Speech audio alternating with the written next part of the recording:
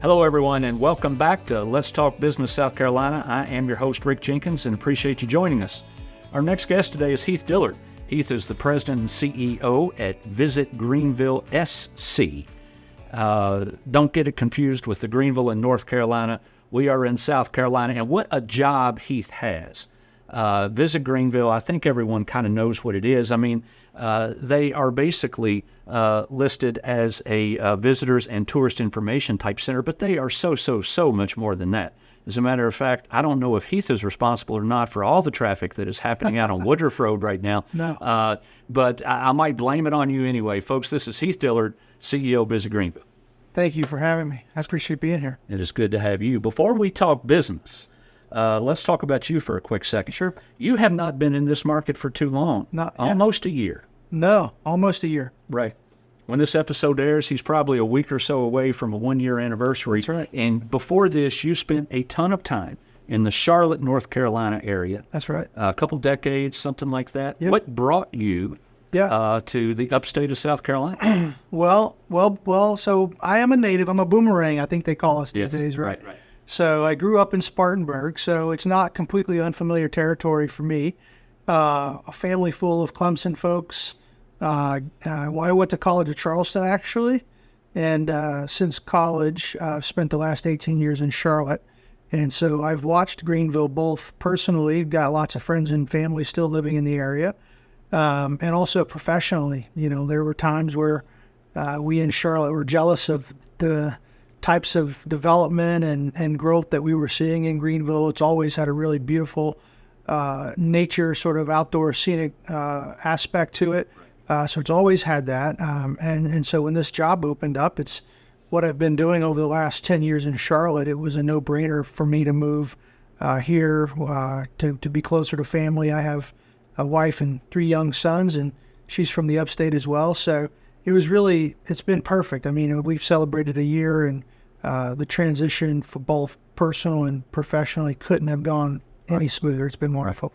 Coming back home. Boomerang style. Absolutely. And you know, Spartanburg is a great place to live too. Yeah, absolutely. There's a lot of great stuff happening up in Spartanburg. Yeah, the Upstate in general is attracting a lot of interest, a lot of investment. The quality of life's improving really all over the Upstate. We're seeing it, ourselves. It's a completely different market than the one we left when we left home. Well, yeah, speaking of that, 20 years ago, I came to Greenville 20 years ago, and it was not the Greenville that I see today. Even though it was beautiful, it was great, and I loved it right away. It's amazing what has happened to this community in the last 20 years. And suffice to say that 2 decades ago when I arrived, it was a hidden gem for sure, and it no longer is a hidden gem. I was joking a little bit about, is it your fault, for traffic on Woodruff Road? But Visit Greenville SC plays a part in bringing folks to the state, not only to live, but to work. Right. It is everybody knows it's a great place to live, but it is a really wonderful place to work as well, right? Absolutely. Yeah, our primary role is the official destination marketing organization for both the city of Greenville and Greenville County. We're a nonprofit organization. We're primarily funded through hotel taxes, so our bills and our budget is really based on the taxes left behind by those very visitors. A lot of people would be surprised to find out that across Greenville County, there's nearly 11,000 hotel rooms open and available every single night. And so our primary objective is to influence not just leisure travel, which is really probably what made Greenville so popular over the last decade or so, but we're also the organization responsible for bringing conventions and conferences and business meetings, as well as we've had a lot of success over the last several years of attracting large sporting events like Bassmasters, NCAA men's and women's basketball tournament, the SEC women's basketball tournament, and we have a few up our sleeve that we're excited to announce in the next few months. You can't announce them? I can't announce them right now. I gotta get the contract wet before I can. All right. Well, shoot me an email. I will do and let me give you an exclusive. Thank you. So you talked about 11,000 hotel rooms. Is that in Greenville County, did you say? That's across all of Greenville County, correct? That's, wow. Any idea what the occupancy rate is now? Yeah, this market has completely bounced back from COVID. We bounced back much faster than most urban places across the United States for a variety of different reasons. We are back to pre-COVID levels, right around 70%. And so any given night, you have 7,500 or so hotel rooms occupied across all of the municipalities in Greenville County. And that surprises a lot of people who don't always think of Greenville as a tourism destination, right? We have beautiful beaches in South Carolina, and so they don't always think of the Upstate as a tourism destination. But we certainly are 365 days a year. Well, we're a foodie destination. Absolutely. And I think there's a lot of foodies out there, and they like to eat and drink, and there's Greenville's a great place to eat and drink. So 70% occupancy rate, is that good? A little low, maybe? No, I mean across 365 days, that's well above average. I mean the 30-year average, if you look back, is somewhere in the mid to low 60s. Greenville did not see the development that a lot of other urban destinations saw up until the mid 2010s. So somewhere in 15, 16, Greenville really started to see some supply growth accelerate, which brought down its occupancy just a bit. So Greenville has run in the mid 70s, as it was growing in popularity. And you talked about as it was no longer a hidden gem. It took a little while for the hotel development to catch up, but it's done that now. 70% is still a really great market. And so we're seeing more hotel rooms sold than we've ever seen before. 2.7 million in 2022, and over $314 million in hotel revenue. So not only are we seeing the hotel rooms being sold, but we're seeing them being sold at rate premiums that we haven't experienced in this market ever before as well. So the higher the occupancy rate, the more rooms, the more dollars that funnels its way down to Visit Greenville to help turn it back into investing. It's in our own organization's interest to ensure that we're attracting people to this market, filling it, and ensuring that hotels can command respectable rates, because the more of that revenue that exists within those businesses, the taxes that are left behind are able to funnel to us and other organizations. I think that's the other misconception about tourism, is that it doesn't leave behind a positive impact. But our organization receives only a small percentage of the overall taxes that are left behind. Municipalities across Greenville County have leveraged that spending in those tax dollars through hotel occupancy taxes and through the 2% hospitality tax for food and beverage, and they've reinvested them in their community. So, some have done parks, some have done other amenities, part of the debt service of Bon Secure's Wellness Arena. We've helped develop the Swamp Rabbit Trail and Unity Park. There's all sorts of things that the communities across Greenville County have done to leverage these tourism-related taxes to make our own quality of life better, to give us the kind of amenities that we can enjoy as citizens and don't necessarily have to pay for.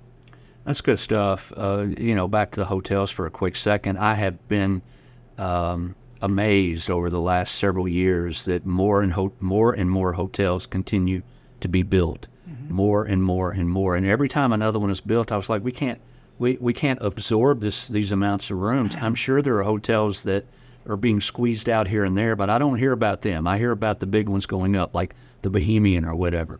Do you know of anything that might be on the horizon hotel-wise? Yeah, anything that was already coming out of the ground during COVID continued to get developed, but otherwise, the development pipeline slowed, and so we're in this really sort of weird spot where a lot of the construction projects that took place during COVID have opened and finished their construction, and not yet having a lot come out of the ground. I anticipate that in the next 12 months that's going to change. So we don't anticipate a lot of new supply growth in 2023 and for the better part of 2024. But my sense is that we will see a half dozen to 10 new projects start construction within the next 12 to 14 months, which means that we'll see an uptick in inventory in 25 and 26. So there's still a lot of interest in this market. You mentioned, we're not a hidden gem. Not just for visitors, but for capital investment and development as well. We've got some very high quality brands that keep an eye on this market, and I expect the development partnerships that they have will find a way to get built in the next few years. If there is a list of great places to live in the United States, Greenville is on it, right? Absolutely. I mean, it's constantly, it's amazing, list after list after list. But like we said a minute ago, it's a great place to work too. You mentioned that it is also Visit Greenville's responsibility to bring in conventions and conferences and things like that. So a couple questions for you. One, tell me a little bit about how that works. But what I really want to get into is the convention center, the Greenville Convention Center. There has been talk about it continuing, not continuing, being replaced with a city conference center. Talk a little bit about it. Yeah, I'll talk broadly about that role, and then more specifically about that venue and the opportunity for continued venue investment. We see our organization's philosophy is that tourism can really be leveraged as the front porch for broader economic development. It used to be where service sector industries really needed to think about quality of life for talent attraction, and that manufacturing and those sort of large industrial industries more or less needed land, and they needed tax rebates, and they needed those kind of things. And even those days are behind us. No matter what kind of industry that you're in today, you want to be sure that you're in the kind of community that can attract talent, because talent is the competitive advantage. And so we really see a huge opportunity for aligning the tourism industry with the broader economic development initiatives of our region. And so the other thing that we're doing is not only promoting Greenville as a great place with all of these wonderful amenities. The same amenities that attract somebody here to visit are many of the same amenities that attract somebody to live here. And so they're not really all that different, right? We want great arts and cultural community. We want great culinary community. As you've already mentioned, we have really beautiful outdoor and natural sort of scenic amenities. And our communities have done a really beautiful job of connecting them through threads of trails and parks that people can easily access. And so all of that is attractive to visitors, and at the same time it's attractive to potential residents and potential talent that our current industries and current businesses can pull from. On the convention side, I think the historical approach for our organization is that we're very externally focused. We've got a sales team of 5 people. They're on the road a lot. They're in DC and they're in Las Vegas, and they're where all the associations are, where they're meeting, trying to sell and promote Greenville as a place to bring your meeting. What I think we're finding is there's a great opportunity for us to continue to align with the industries that already exist. We have very influential people in their own technical fields and who are on boards and in some cases board chairs of very powerful associations. And we are working to build those relationships to say, hey, we're still going to try to bring conventions and conferences here, but there's a double win if we can get the kind of conferences here that align with the industry sectors that we're targeting from an economic development standpoint. How do we leverage tourism to help bring industry clusters that might exist, right? We have a strong manufacturing base. We have this really sophisticated supply chain and logistics infrastructure. We're seeing a growing tech base and professional services base and continued bio and life sciences. How do we leverage tourism to help the economic development agencies be more successful in recruiting not just the talent for those fields, but the businesses that might relocate here as well? So that's an ongoing strategy for us. I would say that we're in the pretty early stages of that. We started to sponsor some of the economic development events, and so we found open opportunities for collaboration, probably stronger than any of these organizations have ever had before. And then specifically, right, Greenville's, my early assessment of Greenville coming from Charlotte was in Charlotte, we led with a lot of the logistical infrastructural things that you need to host a convention. We had 750 daily flights and 150 nonstop destinations. We had a convention center that had a lot of meeting space, and we had the hotel package that could accommodate large groups of people. And that would often get us on lists for folks to bring their conventions.